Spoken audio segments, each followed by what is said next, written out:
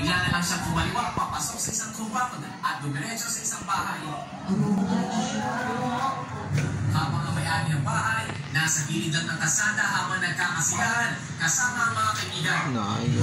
Guys, Ito yung suspect dahil akala niya bisita ito ng isa sa mga residente sa compound. Nakinugulan na lang niya na nakatingin naman ng suspect ang cellphone niya. Huli na nang mapansin ang biktima si Joseph Cortez na may nawawala siyang gamit. Malilito po ako po ng cellphone, magsasama po. Tapos pagdating ko po sa church, wala na po, charger na lang. Nakita sa sunod na kuha ng CCTV na lumabas ng compound ng babae na ilaw walang nangyari.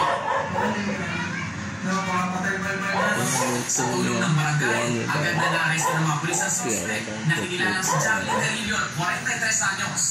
Nabawi naman ang cellphone. Hinala ng mga pulis, pambili ng droga ang nagtulak sa suspect na magnakaw. Lumagamit siya ng droga.